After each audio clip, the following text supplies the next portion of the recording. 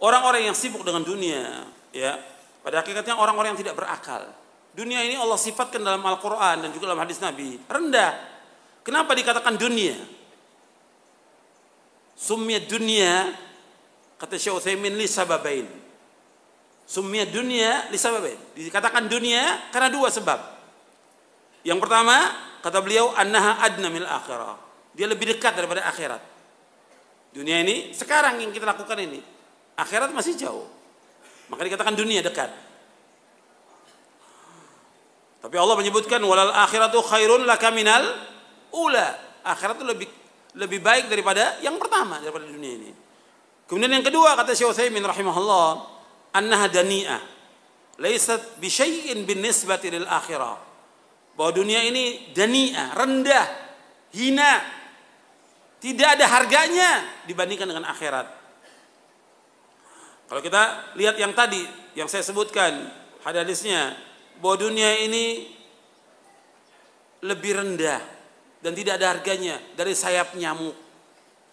Kalau antum punya sayap nyamuk, nggak ada orang mau beli. Hatta 1000 sayap nyamuk antum punya, nggak ada yang mau beli. Dunia ini tidak ada harganya. Meskipun seberat sayap yang nggak ada harganya, insya Allah. Dunia ini kata Nabi lebih jelek daripada bangkai kambing. Dunia ini kata Rasulullah SAW diumpamakan seperti apa yang dimakan oleh manusia. Kemudian dibandingkan lagi dunia, kata Rasulullah, seperti orang meletakkan tangannya di lautan. Jadi kita masukin tangan kita di lautan, itu ini air yang ada di tangan ini merupakan dunia. Sebentar lagi kering, gak ada apa-apa. Tapi lautan itu perumpamaan seperti akhirat. Nabi, seperti kata Nabi, seperti seorang masukkan ahadukum usbu'ahu fil yam thumma yanzur madza yarji'. Dia lihat tuh, ini dunia seperti ini. Enggak ada arti apa-apa dibandingkan dengan air laut yang sangat luas itu. Tapi orang kejar dunia. Dicintai dunia oleh mereka, dikejar dunia itu. Maka kita lihat penjelasan Al-Imam Ibnul Qayyim. Antum lihat di buku Tazkiyatun Nufus di halaman 109 dan seterusnya. Di buku Tazkiyatun Nufus halaman 109 dan seterusnya. Bahwa ada kabar yang mutawatir dari ulama salaf tentang dunia. Kata Imam Ibnu Qayyim, wa qalu inna ma kana hubbu dunya ra'sul khataya wa mufsidan lid-din min wujuh. Kata Ibnu Qayyim dalam kitabnya Idatus Sabirin wa Dhakhiratus Syakirin. Kata beliau bahwa dunia itu, jadi orang yang cinta dunia merupakan pokok dari semua kesalahan dan kejelekan dan merusak agama. Ditinjau dari beberapa segi. Yang pertama, antum lihat di halaman 110. Yang pertama, mencintai dunia berarti mengagungkan dunia. Padahal dunia ini sangat hina di mata Allah. Termasuk dosa yang paling besar mengagungkan sesuatu yang direndahkan oleh Allah SWT. Dunia ini hina. Bahwa hubbuha yaqtadi ta'zimaha wa hiya haqiratun 'inda Allah wa min akbari dzunub ta'zimu ma haqqarahu Allah. Ibnu Qayyim, mencintai dunia berarti mengagungkan dunia padahal ia sangat hina di mata Allah. Termasuk dosa yang paling besar mengagungkan sesuatu yang direndahkan oleh Allah Taala. Dunia ini hina. Antum lihat di halaman 115.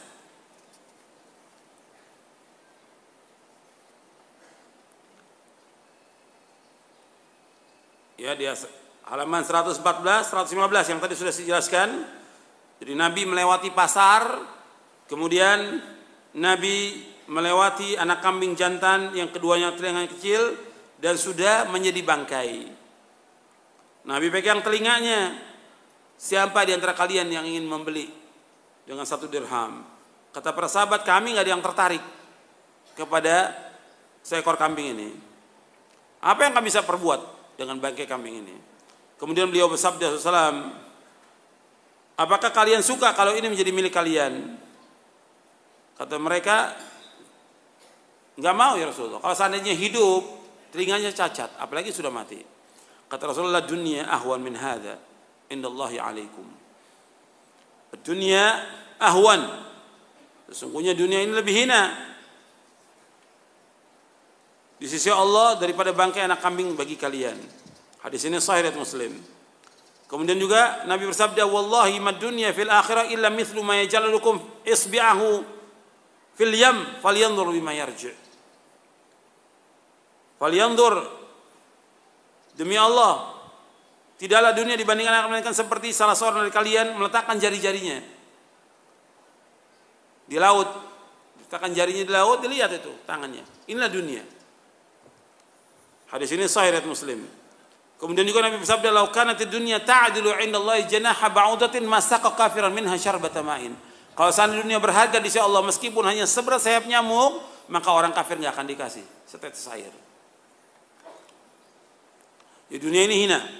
Dunia ini hina. Makanya yang pertama, kita kembali kepada halaman 110. Mencintai dunia berarti mengagungkan dunia. Padahal ia sangat hina di mata Allah. Termasuk dosa yang paling besar, mengagungkan sesuatu yang direndahkan oleh Allah SWT. Yang kedua, dunia ini, mencintai dunia merupakan pokok semua kerusakan. Pokok dosa, pokok kesalahan dan merusak agama. Yang kedua, Allah mengutuk dunia ini. Seperti hadis yang tadi saya bacakan. Allah murka. Ala inna dunya mal'una. Mal'un ma fiha illa dzikrallah wa ma wala wa aliman wa muta'alliman.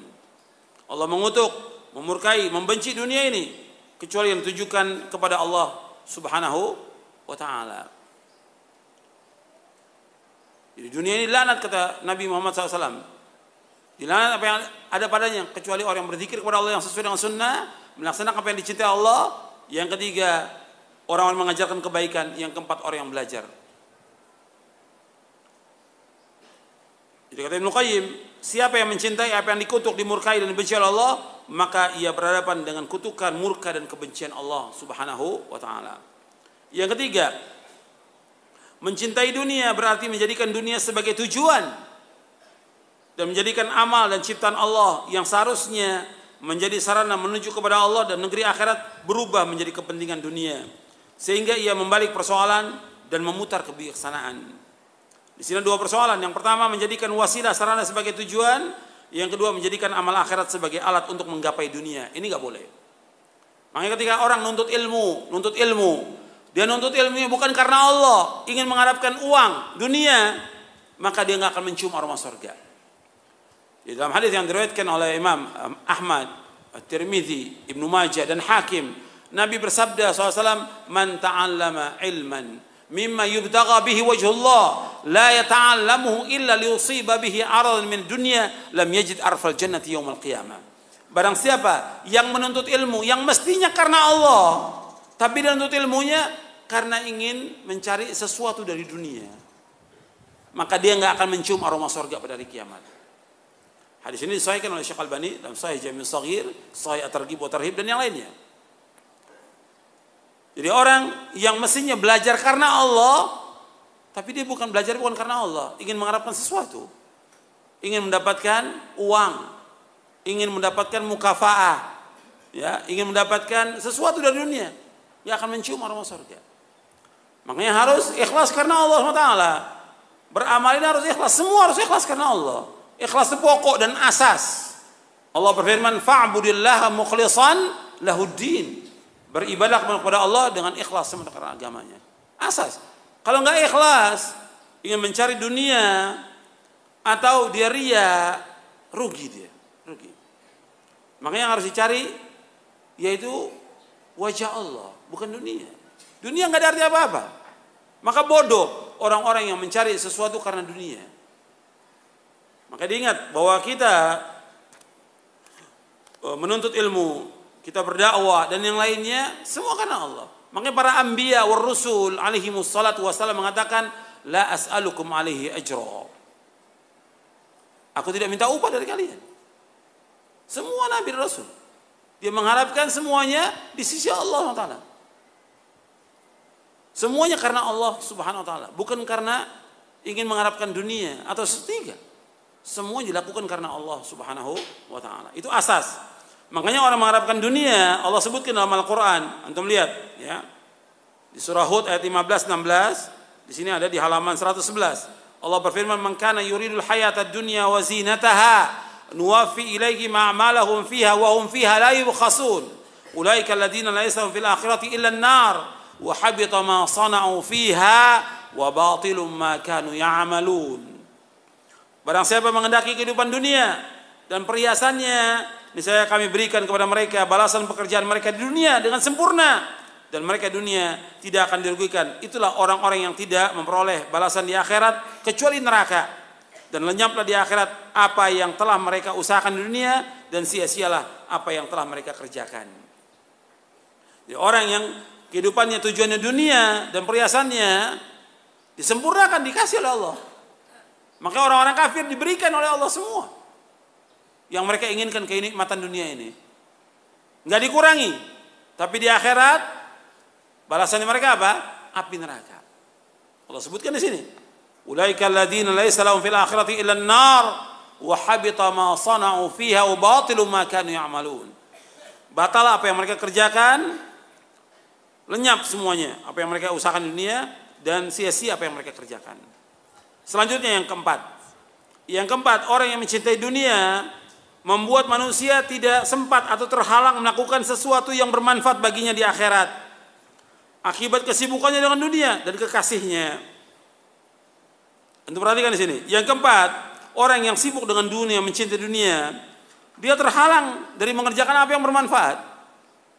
Antum lihat orang-orang yang sibuk kerja, sibuk dagang, sibuk usaha, dan cinta dia kepada dunia, nggak sempat dia. Untuk ngaji nggak sempat, untuk nuntut ilmu nggak sempat, untuk baca Al-Quran nggak sempat, untuk silaturahim kepada orang tuanya nggak sempat, untuk berbuat baik kepada istri anaknya juga nggak sempat. Sedikit sekali mereka kumpul dengan keluarganya, sibuk dengan kerjaan. Sudah kerja dari pagi sampai sore, pakai lembur lagi. Padahal itu juga nggak kaya-kaya, tetap segitu.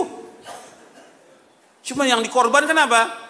Pengajian dikorbankan, baca Quran dikorbankan. Bahkan ada yang sholat dikorbankan oleh dia. Sebelum subuh berangkat, sebelum subuh untuk ngejar kerjaan ini, untuk dagang sebelum subuh berangkat. Sholat subuhnya di mana?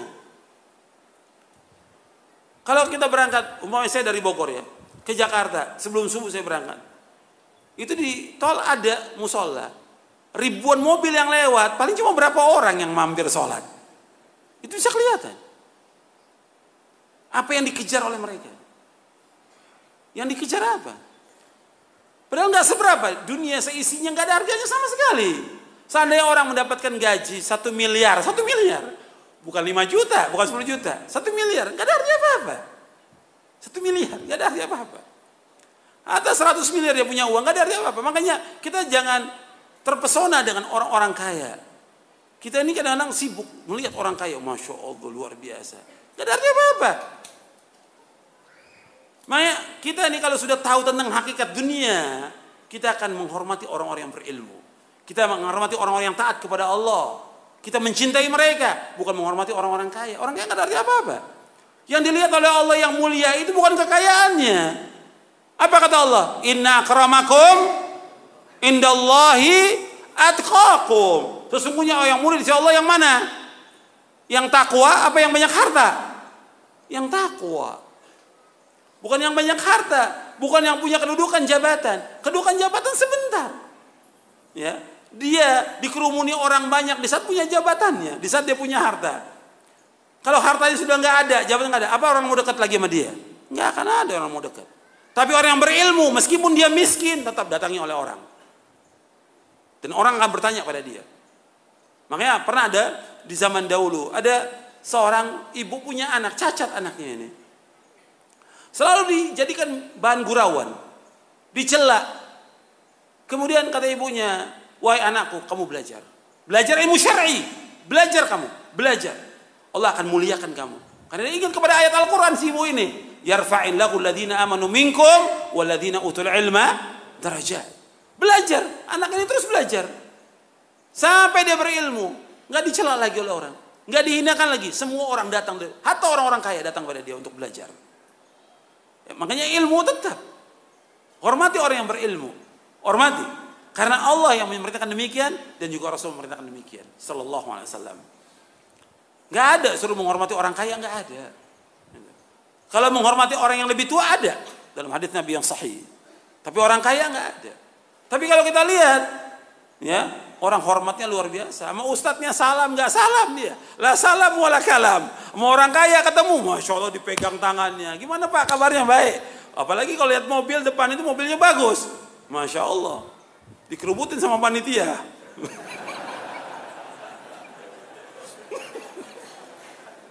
Allahul musta'an. Jadi dilihat oleh manusia orang kaya. Orang kaya yang dilihat. Dan itu kenyataan semuanya. Hatta dalam pandangan sebagian ustadz juga ya. Yang dilihat orang kaya. Dalam Islam bukan orang kaya, orang yang bertakwa kepada Allah. Nggak ada nilainya orang kaya itu. Makanya kalau kita sudah tahu hakikat dunia, nggak ada artinya orang-orang itu. Dia ajak mereka untuk ngaji, udah. Kita hanya mengajak mereka untuk ibadah kepada Allah. Sudah kita ajak mereka. Kalau mereka dari hartanya mau bantu masjid, mau bantu pondok, buat dia, bukan buat kita. Bukan buat pribadi kita, buat dia di akhirat pahalanya, bukan buat kita. Kita hanya mengajak. Tapi jangan kemudian kita dekati orang-orang kaya itu sampai kita tunduk pada mereka, jadi budaknya mereka. Nggak boleh dalam Islam. Banyak yang jadi budak, termasuk ustadz banyak yang jadi budak, orang kaya. Bodoh. Gitu. Nggak boleh dalam Islam. Diajak mereka untuk ngaji, memahami tentang agama yang hak, agar mereka faham tentang Islam, melaksanakan Quran dan Sunnah. Sampai si ustadz nggak berani negor si orang kaya ini yang jelas melanggar syariat, berbuat maksiat. Kenapa? Uangnya dibeli hatinya dengan uangnya, nggak boleh dalam Islam. Makanya ingat, kita jangan sampai terhalang daripada akhirat ini dengan adanya orang-orang kaya. Saya kembali kepada yang tadi, kata Ibnu Qayyim, orang yang cinta dunia, dia sibuk dengan dunia, sibuk sudah luar biasa dengan dunia ini. Sehingga apa? Nggak sempat ngaji. Anda bisa lihat, bukan mereka nggak ada waktu hari Ahad ini libur, bukan mereka nggak ada waktu. Jutaan manusia punya waktu mereka, tapi mereka nggak gunakan waktunya untuk ibadah kepada Allah. Nggak digunakan untuk mengaji, nuntut ilmu, untuk baca Al-Quran, baca buku yang bermanfaat, untuk silaturahim kepada orang tuanya yang melahirkan dia dan mengurus dia, berbakti pada orang tua. Nggak ada, nggak digunakan oleh dia. Makanya melalui justru dia di sini sebutkan membuat manusia tidak sempat terhalang melakukan sesuatu yang manfaat bagi dia di akhirat. Akibat apa? Kesibukan dunia. Banyak yang manfaat buat dia ditinggalkan. Padahal yang kita cari semua yang manfaat. Nuntut ilmu bermanfaat. Baca Al-Quran manfaat. Silaturahim pada orang tua manfaat. Dan yang lainnya lagi. Itu banyak tidak digunakan oleh mereka. Kemudian yang kelima, cinta dunia menjadikan dunia sebagai cita-cita terbesar manusia. Nabi bersabda SAW, antum lihat hadisnya, "Man kanatid dunya hammahu farraqallahu alaihi amrahu wa ja'ala faqrahu baina 'ainaihi wa lam ya'ti minad dunya illa ma kutiba lah. Wa man kanatil akhiratu niyyatahu jama'allahu lahu amrahu wa ja'ala ghinahu fi qalbihi wa atathu dunya wa hiya raghimah." Kata Rasulullah SAW, barang siapa dunia itu sebagai tujuan hidupnya, barang siapa tujuan hidupnya adalah dunia, maka Allah akan mencerai-beraikan urusannya, menjadikan kefakiran di kedua pelupuk matanya, dan ia mendapat dunia menurut apa yang telah ditetapkan baginya. Dan barang siapa yang niat tujuan hidupnya adalah negeri akhirat, Allah akan mengumpulkan urusannya, menjadikan kekayaan di hatinya, dan dunia akan datang dalam keadaan hina. Ini terbukti ini. Ini hadis sahih riwayat Ahmad, Ibnu Majah, Ibnu Hibban dan Baihaqi dari sahabat Zaid bin Thabit radhiyallahu anhu. Hadis ini disahihkan oleh Syekh Al-Albani dalam silsilah hadis as-sahihah di juz yang kedua. Nabi bersabda SAW, antum perhatikan, barang siapa yang tujuan hidupnya dunia, Allah akan ceraikan urusannya. Enggak pernah beres urusannya. Orang yang hidupnya dunia, sibuk dengan dunia dan tujuan hidup dunia, enggak bakal beres urusannya. Urusan apa aja enggak beres. Urusan rumah tangganya enggak beres, urusan anaknya enggak beres. Urusan kantornya nggak beres, urusan dagangnya nggak beres, urusan dia dengan saudaranya nggak beres, mesti nggak beres. Dicerai-beraikan oleh Allah urusan, dan ini terbukti nyata ini. Antum bisa lihat ya, orang-orang yang sibuk dengan dunia nggak beres urusannya. Saya udah lihat dengan mata kepala saya ribuan yang seperti ini. Dengan mata kepala lihat itu orang-orang yang sibuk dengan dunia, berantakan urusannya. Makanya Anda bisa lihat dalam kehidupan sehari, atau di perumahan, Anda bisa lihat kehidupan orang itu. Ribut tiap hari ribut. Dengan istrinya ribut, dengan anaknya ribut, dengan keluarganya ribut. Gak beres urusannya. Semua gak beres. Karena ini dunia. Sampai sholat ditinggalkan, ngaji ditinggalkan, baca Quran ditinggalkan. Nggak beres urusannya.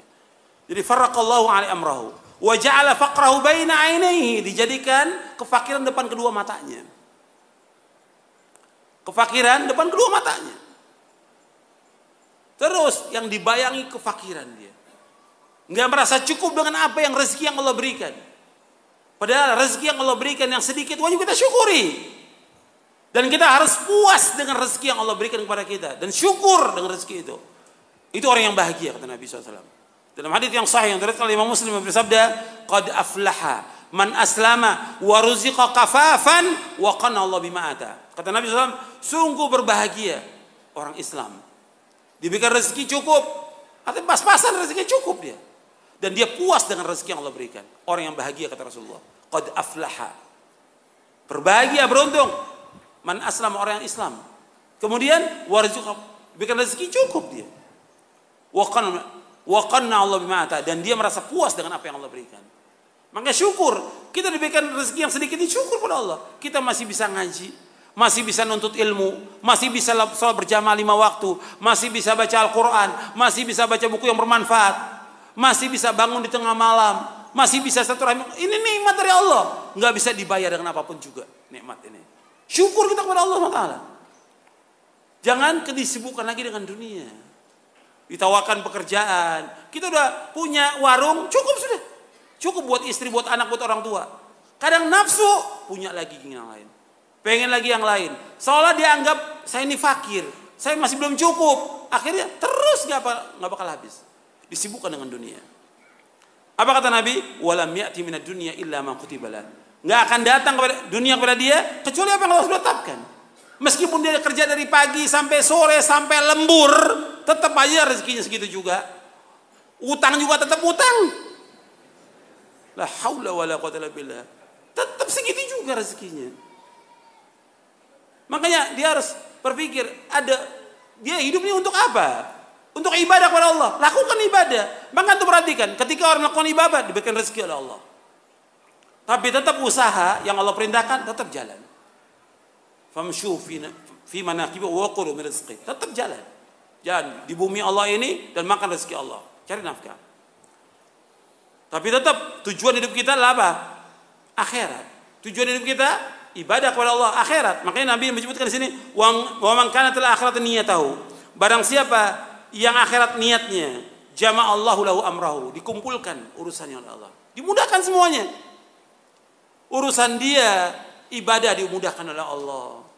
Urusan dia dengan istrinya dimudahkan oleh Allah. Urusan dia dengan anaknya dimudahkan oleh Allah. Urusan dagangnya usaha dimudahkan oleh Allah.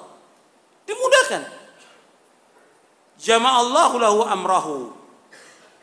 Allah mengumpulkan urusannya, wa ja'ala ghinahu fi qalbi, Allah jadikan kecukupan di hatinya. Cukup dia. Dengan rezeki yang ada itu cukup. Wa atathu dunya wa hiya raghimah, dan dunia akan datang pada dalam keadaan hina. Dan terbukti pada ulama salaf. Ditawarkan jabatan enggak mau dia. Ditawarkan hadiah dari raja enggak mau dia. Cukup dengan ngajar dakwah, cukup. Orang itu rezeki itu datang kepada dia dari berbagai segi. Seperti yang Allah sebut dalam Al-Quran, wa may yattaqillaha yaj'al lahu makhraja wa yarzuqhu min haitsu la yahtasib. Barang siapa yang takwa kepada Allah, dibukakan jalan keluar oleh Allah. Makhraj semua diberikan jalan keluar oleh Allah. Kemudian Allah berikan rezeki dari arah yang tidak duga-duga. Anda bisa buktikan. Para ulama sudah membuktikan, ulama salaf itu. Datang aja rezeki dari mana saja datang rezeki. Subhanallah. Dia ditawarkan jabatan enggak mau dia. Kedudukan nggak mau, dia maunya yang ngajar dakwah, tapi rezeki Allah berikan dari berbagai penjuru, luar biasa, terbukti. Wa atathu dunya wa hiya raghimah. Bahkan orang kaya menghinakan diri, mau memberikan hadiah kepada dia, menghinakan diri,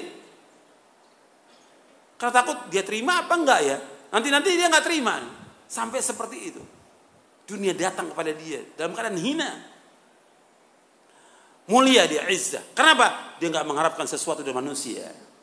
Itu yang antum ingat, bahwa kita nggak boleh mengharap sesuatu dari manusia, tidak boleh. Kita jadi orang yang paling kaya di muka bumi, kata Rasulullah. Wai'as bima fi aidin nas takun ghaniya. Hendaklah kamu putus asa dengan apa yang dilakukan manusia, kamu jadi orang yang paling kaya. Bahkan dalam satu hadis yang lain Nabi bersabda, yang diriwayatkan oleh Imam Tabrani dan yang lainnya, Nabi bersabda, "Ya Muhammad." Ini awalnya yaitu perkataan malaikat Jibril kepada Nabi Muhammad. Kemudian Nabi sampaikan kepada para sahabat. Kata malaikat Jibril, "Ya Muhammad, ish ma syi'ta, fa innaka mayyit.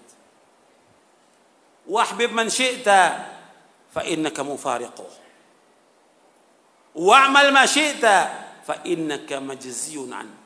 Wa'lam anna syarafal mu'min qiyamuhu bil lail wal istighna'uhu 'anil nas. Wa 'izzahu istighna'u 'anil nas." Kata Nabi SAW, awalnya malaikat Jibril menyampaikan, kemudian Nabi sampaikan kepada sahabat, "Hiduplah kamu sesukanya.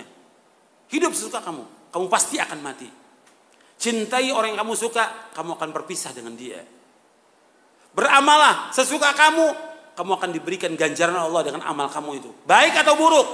Dan yang keempat, ketahuilah," kata Nabi SAW, "syaraful mu'min, mulianya seorang mukmin, qiyamuhu bil lail, dia bangun di tengah malam, itu mulia dia. Wa izzahu, dan kemuliaan dia, istighna'u 'anil nas. Dia merasa cukup. Dia tidak mengharapkan sesuatu dari manusia. Tidak mau mengharapkan sesuatu dari manusia. Dia orang yang mulia, aziz. Dia aziz, mulia. Kenapa? Enggak mengharapkan sesuatu dari manusia. Itu mulia. Ini hadis Nabi, sahih hadis ini. Jadi antum perhatikan itu, bahwa kita enggak boleh mengharapkan sesuatu dari manusia. Kita jadi orang yang paling kaya di muka bumi ini. Jangan mengharapkan sesuatu dari manusia. Yang antum ingat dan antum catat, orang yang mengharapkan sesuatu dari manusia pasti akan kecewa. Tapi orang yang mengharapkan kepada Allah tidak akan kecewa selama-lamanya. Orang yang mengharapkan kepada Allah nggak akan kecewa. Tapi mengharapkan pada manusia pasti akan kecewa dia. Apalagi kalau dijanjikan. Ya. Cuma kadang-kadang ustadz karena jujur ya, percaya aja kalau dijanjikan orang kaya. Ditagih lagi. Orang kaya omongan banyak yang bohong. Percaya. Kalau janji, kayaknya telinga ini udah dengar ratusan udah orang janji. Enggak usah dilayani. Nanti ustadz ya, kalau saya dapat rezeki saya mau kasih buat ustadz. Nanti saya mau bantu buat ustadz. Itu jangan dengerin. Jangan, dulu kan antum pernah aja, jangan, gak ada manfaatin sama sekali. Ashabud dunia jangan, gak ada manfaat sama sekali. Udah biarkan aja. Itu mungkin ya ingin menghibur kita aja, gitu. Pada akhirnya menyakiti kita. Tapi kita jangan mengharap. Makanya kalau kita sudah yakin dengan akhirat, yakin dengan apa yang Allah bantu, rezeki yang Allah, enak hidup ini, tenang. Nggak mengharapkan sesuatu manusia. Kita jadi orang yang paling kaya di muka bumi ini. Cuma orang melihat kita seperti orang kaya. Padahal kita nggak punya apa-apa. Seperti yang dilakukan oleh para sahabat radhiyallahu anhum. Dianggap oleh orang-orang bodoh apa? Allah sebutkan dalam surah Al-Baqarah. Orang-orang fakir Allah sebutkan dalam Al-Quran. Disangka oleh apa? Yahsabumul jahilu aghniya'a, yahsabul jahilu aghniya'a minat ta'affuf. Antum lihat dalam surah Al-Baqarah ayat 273. Yahsabul jahilu aghniya'a minat ta'affuf. Allah sebutkan tentang orang-orang fuqara dari muhajirin. Dia nggak minta-minta pada manusia. Orang kaya menganggap karena dia nggak minta, ya orang kaya dia. Maka begitu sikap kita sebagai seorang yang beriman. Nggak mau mengharap manusia. Sehingga orang kira kita orang kaya. Karena nggak pernah minta. Buat apa kita minta sama orang kaya? Nggak ada manfaatnya. Buat pribadi kita nggak boleh. Kita minta. Hak hukumnya haram. Minta buat pribadi kita hukumnya haram dalam Islam. Nggak boleh. Haram hukumnya. Dan saya sebutkan dalam buku hukum minta-minta dan mengemis dalam Islam. Nggak boleh. Hukumnya haram. Tapi kalau dia memberikan, kita boleh terima. Tapi minta tidak boleh dalam Islam. Sudah ketemu ayatnya. Ya, orang-orang fuqara Allah sebutkan, mereka itu dianggap oleh orang bodoh apa? Kaya. Makanya dulu orang-orang kaya itu melihat para ulama, bingung dia. Ya, padahal ulama ini punya maisha, cuma sekedarnya. Cuma dia tenang hidupnya. Si orang kaya sampai nangis, bingung dia lihat para ulama. Kok tenang dia hidupnya? Punya anak banyak juga tenang. Sedangkan dia punya anak 2, sibuknya luar biasa. Ini ashabud dunia. Makanya kalau kita sudah beriman kepada Allah, meyakini, Allah mudahkan semuanya. Sudah, antum lihat ya, sudah ketemu di ayat 273. lil fuqara'i alladziina uhsiru fi sabilillah la yastati'una darban fil ard yahsabuhumul jahilu aghniya min at-ta'affuf ta'rif bisimahum la yas'aluna an-nasa ilhafa wa ma tunfiqu min khair fa innallaha bi'alim. Allah sebutkan dalam surah Al-Baqarah 273 bagi orang-orang fakir yang mereka tertahan, artinya mereka siap untuk jihad di jalan Allah. Mereka tidak mampu untuk berjalan di muka bumi. Orang-orang bodoh itu menyangka bahwa dia orang-orang kaya. Karena apa? Ta'affuf, nggak mau minta-minta. Engkau kenal ciri mereka, mereka tidak minta kepada manusia dengan memaksa. Dan apa saja yang kalian infakkan dari kebaikan Allah mengetahui. Yang kita jadi orang yang jangan minta-minta. Nggak boleh dalam Islam. Makanya kita cukup dengan apa yang ada. Kita jadi orang yang paling kaya di muka bumi ini. Kemudian selanjutnya yang keenam kata Ibnu Qayyim, pecinta dunia adalah orang yang paling banyak siksa. Paling banyak disiksa di dunia ini. Disiksa pada 3 keadaan. Disiksa dunia karena usahanya, kerja kerasnya untuk mendapatkannya, perebutan dengan sesama pecinta dunia. Disiksa di alam barzah, di alam kubur, disiksa pada hari kiamat. Tersiksa. Anda bisa lihat. Ya, orang yang bersaing dengan dunia, pengusaha dengan pengusaha, pedagang dengan pedagang, pejabat dengan pejabat, partai dengan partai. Anda lihat sendiri gimana mereka. Tersiksa mereka. Saling menjatuhkan, saling mengejar, saling menghina. Yang sebagian ujung-ujungnya masuk penjara. Ya. Masuk penjara. Seperti itu keadaannya mereka. Tersiksa mereka. Di dunia tersiksa dengan sama pesaing mereka, ashabud dunia. Tersiksa. Nanti di alam barzah pun dikubur disiksa. Kenapa? Dia sibuk dengan dunia, nggak sempat melakukan amal-amal soleh. Bahkan harta yang sekian banyak nggak sempat dia untuk infakkan, nggak sempat diinfakkan. Karena cinta dia kepada dunia, cinta kepada hartanya. Padahal hartanya banyak miliaran, nggak diinfakkan oleh dia. Rumahnya banyak, ya. Kemudian juga mobilnya banyak, yang lainnya banyak, tapi nggak diinfakkan oleh dia. Jadi beban buat dia nanti di akhirat. Disiksa di kuburnya, disiksa di akhirat. 3 kata Ibnu Qayyim disiksa dia. Kemudian yang ketujuh kata Ibnu Qayyim, rahimahullah, kata beliau, penggila harta dan pencinta dunia lebih mengutamakan dunia daripada akhirat. Dan dia adalah orang yang paling bodoh dan paling idiot. Paling bodoh. Orang yang sibuk dengan dunia, cinta pada dunia adalah orang yang paling bodoh kata Ibnu Qayyim. Paling idiot. Sebab ia lebih mengutamakan khayalan daripada kenyataan. Lebih mengutamakan tidur daripada jaga. Lebih mengutamakan bayang-bayang yang segera hilang daripada kenikmatan yang kekal. Lebih mengutamakan rumah yang segera binasa dan menukar kehidupan yang abadi yang nyaman dengan kehidupan yang tidak lebih dari sekedar mimpi. Atau bayang-bayang yang segera hilang. Sesungguhnya orang yang cerdas tidak akan tertipu dengan hal-hal yang semacam itu. Makanya Nabi ketika ditanya oleh sahabat, ya Rasulullah, siapa orang yang paling utama? Siapa yang paling utama? Afdalun nas, ahsanum khuluqa, yang paling baik akhlaknya. Kemudian ditanya lagi, manil aqiyas, siapa orang yang pintar, yang cerdas, yang jenius, siapa Rasulullah? Siapa mereka itu? Orang yang banyak mengingat kematian. Aktsaruhum lil mauti dzikran. Yang banyak ingat kematian. Kemudian aktsarum isti'dadan lil maut. Dan dia orang yang paling banyak mempersiapkan bekal untuk akhirat. Ini orang yang pintar. Ini yang memberikan penjelasan siapa di sini? Rasulullah sallallahu alaihi wasallam. Dan hadis ini dihasankan oleh Syekh Albani dalam silsilah hadits sahihah. Hasan. Beliau hasankan, hasan li ghairihi. Artinya orang yang paling utama, orang yang paling baik akhlaknya. Orang yang paling pintar kata Nabi, orang yang jenius yaitu orang yang banyak ingat mati. Orang yang banyak mempersiapkan bekal untuk akhirat, dia orang yang pintar.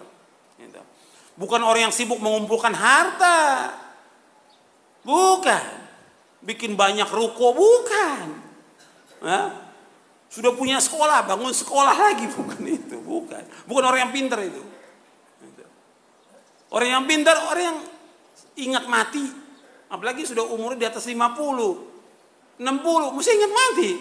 Ini masih ngitung duit aja Allah. Zikirnya bukan zikir subhanallah alhamdulillah, fulus zikirnya. Nggak ingat mati dia. Makanya juga Kadang-kadang bodoh kalau anak-anak itu menyuruh orang tuanya suruh nunggu dagangannya. Nggak benar itu anaknya. Nggak benar. Dia disuruh untuk apa? Untuk banyak berzikir, sholat, bangun di tengah malam, puasa, baca buku, baca Quran, manfaat. Bukan disuruh nunggu toko. Bukan. Nggak benar. Dia mesti banyak ingat mati. Zikirnya, zikir betul. Bukan ngitung fulus. Bukan. Jadi ini untuk perhatikan. Orang-orang yang bodoh. Ibnu Qayyim orang bodoh. Dan Nabi menyebutkan orang yang pintar, kata Nabi apa? Orang yang pintar apa? Orang yang ingat, selalu ingat kepada kematian dan selalu mempersiapkan bekal untuk akhirat. Itu orang yang pintar. Kemudian Al-Imam Ibnu Qayyim mengatakan lagi, rahimahullah, kata beliau, muhibbud dunya la yanfaqu min thalathin, hammun lazim wa ta'abun daim wa hasratun la tanqadhi. Pecinta dunia tidak akan terlepas dari 3 hal: kesedihan, kegelisahan yang terus-menerus, kecapean, keletihan yang berkelanjutan, dan penyesalan yang tidak pernah berhenti. Orang yang cinta dunia itu sedih terus, gelisah terus, nggak tenang dia. Kemudian capek, lelah, letih yang berkelanjutan. Karena capek dia dari pagi berangkat pulang malam, terus seperti itu. Kemudian dia nyesal nanti karena nggak melakukan ibadah kepada Allah Taala, menyesal dia. Rasulullah bersabda sallallahu alaihi wasallam, ya ibna Adam, tafarraq li ibadati amla sadraka ghinan wa asudda faqrak wa illa taf'al mala'tu yadayka syughla wa lam asudda faqrak.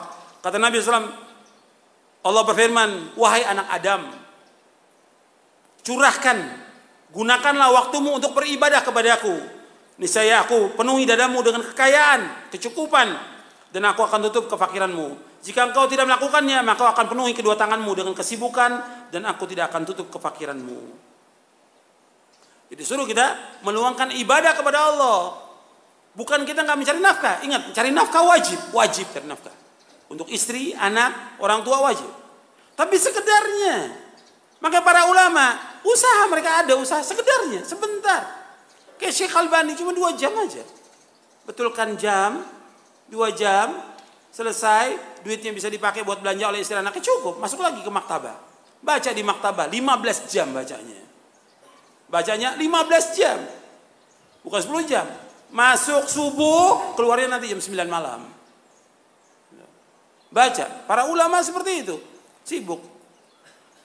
Nuntut ilmu. Bukan berarti gak usaha sekedarnya. Kalian perhatikan. Dan kita belum seperti para imam terdahulu. Kecil semangat kita dengan imam-imam terdahulu. Imam Ibnul Jauzi, antum perhatikan, Imam Ibnul Jauzi menyebutkan dalam kitabnya Sayyidul Khatir bahwa dia telah membaca 20.000 jilid kitab dan dia masih muda. Saya masih muda sudah baca 20.000 jilid kitab. Antum 1 jilid enggak tamat. 1 jilid enggak tamat. Ada sebagian ustadz 1 jilid enggak tamat, ceramah lagi dakwah, la haula wala quwwata. Apa yang mau disampaikan? Yang keluar apa? Rayu sudah yang disampaikan. Menurut dia, karena apa? 1 jilid kitab nggak tamat, udah mau ceramah. Ini tanda-tanda kiamat ini. Wa yakthurul jahl, kebodohan. Jangan perhatikan 20.000 jilid kitab, maka sibukkan dengan ilmu kita. Manfaat. Cari nafkah sekedarnya. Kemudian ikhwan fillah, jazakumullah. Bahwa kesibukan kita kepada dunia, kecintaan kepada dunia, ini membuat rusak hati kita. Panjang angan-angan. Ya, sibuk dengan harta, ini membuat hati menjadi rusak. Orang tua itu hatinya muda pada 2, kata Nabi. Dalam hadis sahih dari Bukhari dan Muslim. Dia sudah tua, hatta sudah 80, 90, tetap muda. Muda tentang apa? Yang pertama, dia cinta kepada harta. Yang kedua, panjang angan-angan. Meskipun udah tua, sudah nggak bisa jalan. Oh, saya pengen punya ini, saya pengen punya ini, terus saja. Karena dia orang kaya, saya pengen beli mobil ini, sudah nggak bisa jalan, tetap gitu. Cinta harta dan panjang angan-angan kata Rasulullah. Hadis ini sahih Bukhari dan Muslim. Gitu. Ada lagi yang lain disebutkan al-hirs, ketamakan kepada harta. Yang kedua ingin panjang umur. Itu riwayat juga sahih tentang itu. Makanya ini merusak hati semuanya. Makanya kita berusaha bagaimana membersihkan hati kita. Tidak tamak kepada dunia. Tidak cinta kepada dunia.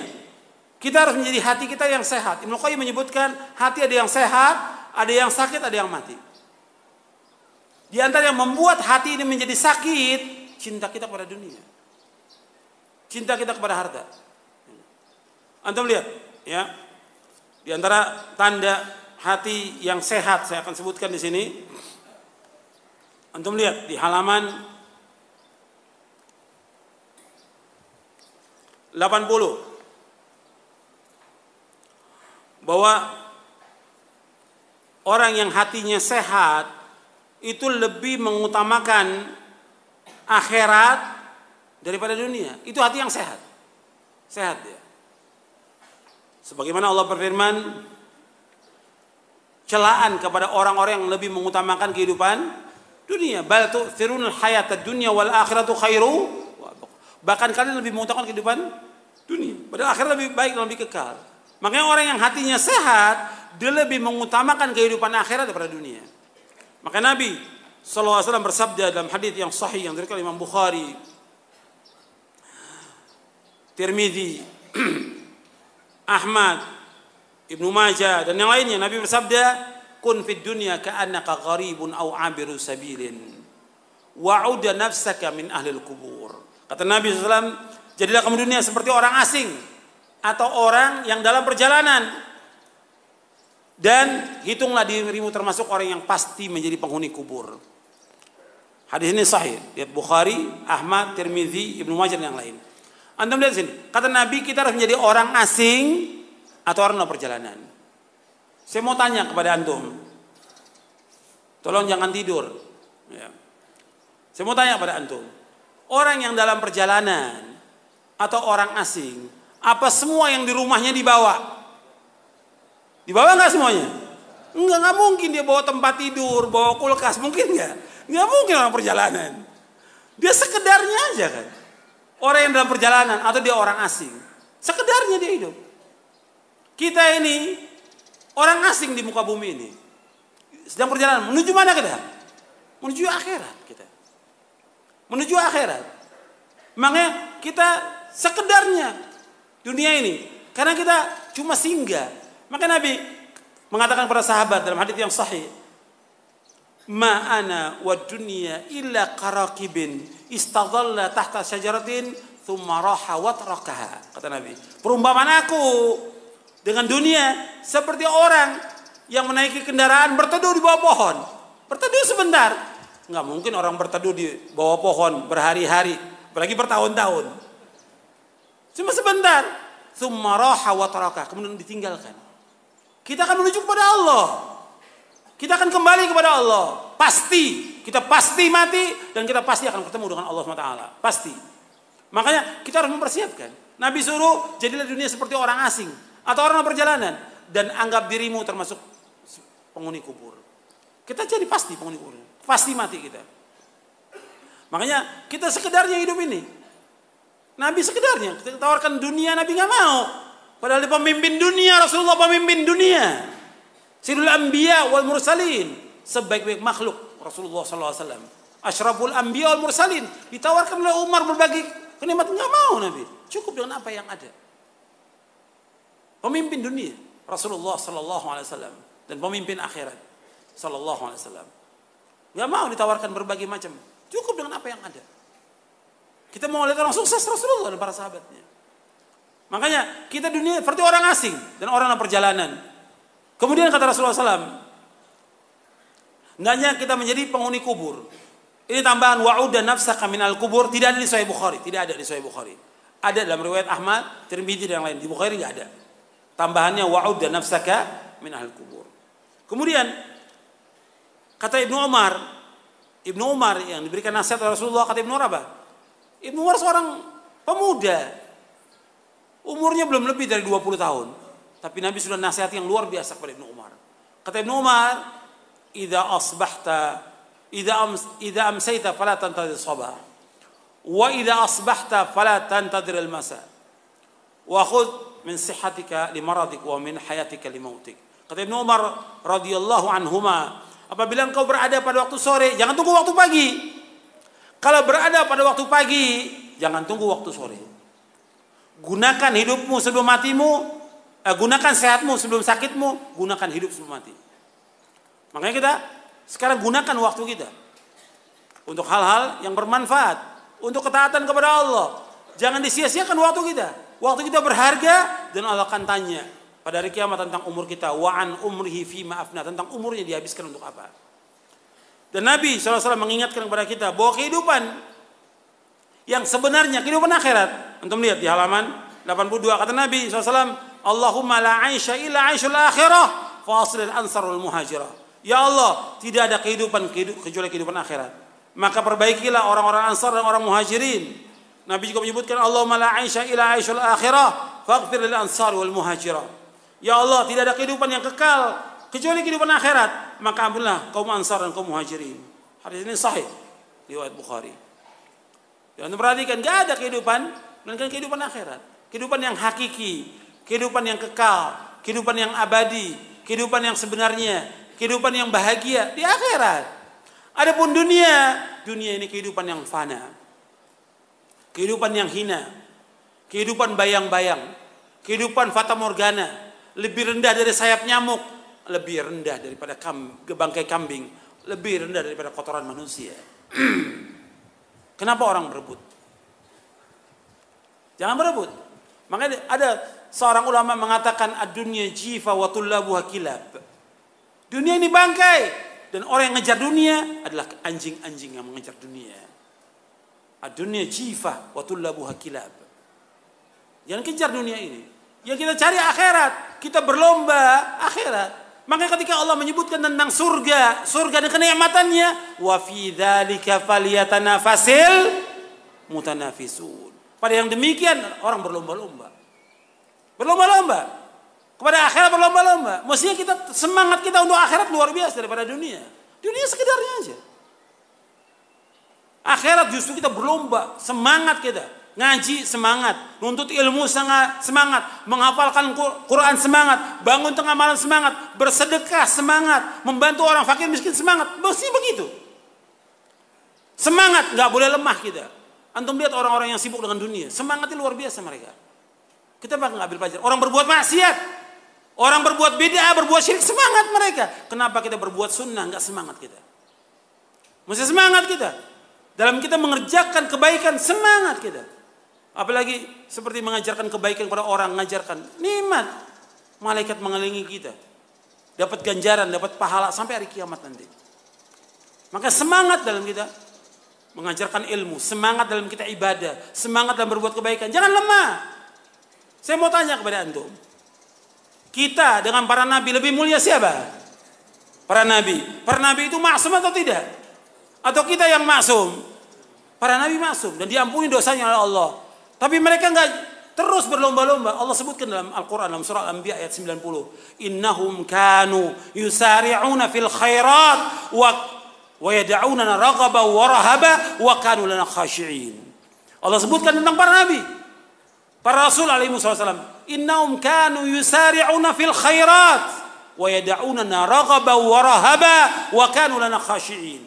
Mereka itu para nabi dan rasul yusari'un, segera dalam berbuat kebajikan, berlomba-lomba dalam berbuat kebaikan, tidak malas, tidak putus asa, tidak futur, nggak ada, nggak putus asa, semangat mereka dalam kebaikan. Wa yad'unana raghaban wa rahaba, dan mereka berdoa kepada kami dalam keadaan harap dan takut, terus berdoa siang malam kepada Allah. Wa kanu lana khashi'in, dan mereka khusyuk dalam ibadah kepada kami. Allah sebutkan tentang mereka. Cuma kita mesti ngambil pelajaran. Kalau kita baca Quran, mesti baca Quran yang kita baca itu tambah iman kita kepada Allah. Tambah pelajaran kita dapat dari Quran itu. Setiap kita baca tambah iman kita kepada Allah. Mestinya demikian. Setiap kita nuntut tambah iman kita. Mesti kita berlomba-lomba, bukan tambah malas. Bukan tambah putus asa, bukan. Terus kita lakukan. Hatta dicela orang, dicaci maki orang, dihina orang, difitnah, jalan terus dakwah ini, nggak boleh berhenti selama ada langit dan bumi, tetap jalan, nggak apa-apa. Kita dicela orang, diusir orang, jalan terus dakwah, nggak boleh berhenti dakwah ini, tetap jalan. Yang kita kejar akhirat bukan dunia, dunia nggak ada apa-apa, nggak ada, buang di belakang dunia, akhirat yang kita tuju. Ini yang menyatakan Allah dalam Al-Quran dan juga Rasulullah SAW. Sampai Ali mengatakan, Ali radhiyallahu mengatakan, antum lihat di sini. Antum lihat di sini. Di halaman 81. Di halaman afwan, di halaman 83. Kata Ali bin Abi Thalib radhiyallahu an, irtahalatid dunya mudbiratan wartahalatil akhirah muqbilatan. Wa likulli wahidatin minhuma banun fakunu min abna'il akhirah wa la takunu min abna'id dunya fa innal yawma 'amalun wa la hisab wa ghadan hisabun wa la 'amal. Kata Ali bin Abi Thalib radhiyallahu an, dunia ini pergi meninggalkan kita. Sedangkan akhirat pasti akan datang. Masing-masing dari dunia akhirat memiliki anak-anak. Karena itu hendaklah kalian menjadi anak-anak akhirat. Wa kunu min abna'il akhirah wa la takunu min abna'il. Jadilah anak-anak akhirat. Jangan jadi anak dunia. Fa innal yauma amalun wa hisab. Sekarang yang ada hari ini amal. Enggak ada hisab. Wa ghadan hisabun wal amal. Ghadan itu yang ada, maksudnya nanti akhirat yang ada hisab dan tidak ada amal. Ini diriwayatkan oleh Imam Bukhari dalam kitab Riqaq. Anda perhatikan sampai Imam Hasan Al-Basri menyebutkan, ada perkataan yang banyak yang indah dari perkataan Hasan Al-Basri. Di antara beliau menyebutkan, saya bawakan dua ini, bahwa kita hidup ini cuma 3 hari. Hari yang berlalu, sekarang yang kita lakukan, dan hari lusa kita nggak tahu yang hari lusa. Yang ada yang sekarang ini. Kemudian beliau juga menyebutkan lagi bahwa perbedaan kita dengan orang-orang kaya dan para raja tentang hari kita. Perbedaan kita dengan orang-orang kaya, ya kita sudah ada iman, kita sudah ada ilmu. Perbedaan kita dengan orang kaya tentang hari tadi ya. Yang lalu kita sama dengan mereka. Yang lalu sama. Kita berbuat dosa, mereka juga berbuat dosa yang lalu. Tapi untungnya alhamdulillah kita bertaubat kepada Allah. Mereka nggak tahu bertaubat atau tidak. Kemudian yang sekarang, kemudian yang lusa. Kalau yang lusa, kita dan mereka juga sama. Yang akan datang, kita dengan mereka sama. Nggak tahu kita. Apakah kita mati hari ini atau besok sama dengan mereka juga, orang kaya dan para raja. Cuma ada satu yang kita berbeda dengan mereka hari ini. Hari kita yang milik kita hari ini. Maka kita harus berlomba melakukan amal soleh hari ini. Besok kita nggak tahu kita masih hidup atau tidak. Yang berlalu sudah berlalu, nggak perlu kita sebut lagi yang berlalu. Kita taubat kepada Allah semua dosa. Cuma hari ini kita berbeda dengan orang kaya dan para raja hari ini. Maka kita mengejar mereka dengan hari ini, melakukan amal-amal soleh. Besok begitu juga kita melakukan, kita mengejar hari ini untuk melakukan amal-amal soleh. Kita berbeda dengan mereka ya hari ini. Makanya itu untuk perhatikan hari ini yang milik kita hari ini yang Allah kasih, bukan besok, bukan yang kemarin. Yang kemarin sudah nggak akan kembali lagi. Yang besok kita nggak tahu kita masih hidup atau tidak. Yang ada hari ini kita terus melakukan amal-amal soleh. Jangan tunda. Saya mau sedekah besok. Apa yakin dia masih hidup besok? Saya melakukan amal soleh besok. Saya mau menuntut ilmu nanti deh pekan depan. Apa yakin dia masih hidup pekan depan? Sekarang yang ada hari ini kita berlomba beramal yang sekarang ini hari ini yang kita lakukan.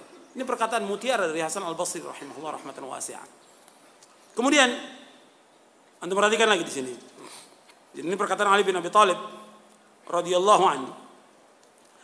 Kemudian ikhwan fillah, kalau kita tahu bahwa dunia ini merusak hati kita, juga merusak amal kita, merusak akal kita, merusak agama. Anda perhatikan dunia ini, kalau kita bandingkan dunia ini, ya kita dengan serigala, itu masih lebih jahat kita dengan serigala. Yang bersabda siapa? Rasulullah SAW. Kata Rasulullah SAW, "Madhibani ja'i'ani ursila fi ghanamin bi afsada laha min hirsil mar'i 'alal mali wad dini 'alal mali wa syaraf li dinihi." Dalam hadis yang sahih yang diriwayatkan oleh Imam Tirmidzi dan yang lainnya, kata Nabi SAW, 2 ekor serigala yang dilepas di sekumpulan kambing tidaklah lebih merusak daripada ketamakan manusia ketamakan manusia terhadap harta dan kehormatan yang merusak agama mereka, kata Rasulullah. Kata Nabi, 2 ekor serigala yang dilepas di keseluruhan kambing tidaklah lebih merusak daripada ketamakan seseorang terhadap harta dan kedudukan yang merusak agama mereka. Hadis ini sahih dari Imam Tirmidzi dan yang lainnya. Jadi untuk perhatikan bahwa serigala dilepas di keseluruhan kambing, dia akan makan. Cuma kan dia makan, nggak semua kambing itu dimakan. Setelah makan, dia kenyang, sudah selesai. Selesai ditinggalkan. Tapi kalau dunia, manusia, luar biasa tamaknya. Kalau belum dapat harta itu terus dikejar. Kalau perlu orangnya dibunuh. Sudah dibunuh, dicincang orangnya oleh dia. Betul nggak? Terjadi nggak seperti itu? Terjadi, tamaknya manusia. Semua disingkirkan oleh dia. Kedudukan dia akan capai kedudukan. Bagaimana lawan-lawan orang yang ingin menduduki jabatan dia disingkirkan. Dipenjara, kalau perlu dibunuh orang itu. Tamak manusia kepada harta. Sampai uang yang sedikit dia bisa bunuh orang. Jadi kata Nabi, 2 serigala dengan orang lebih tamak manusia terhadap harta dan kedudukan daripada serigala kepada kambing. Ini sabda Rasulullah dan sahih riwayatnya. Rasulullah menyebutkan dalam hadis yang sahih, "Ma dhi'bani ja'i'ani ursila fi ghanamin bi afsada laha min hirsil mar'i 'alal mali wa syarab li dinihi." Hadis ini sahih. Nabi menyebutkan oleh Imam Tirmidzi, Ahmad, Ibnu Hibban dan yang lainnya.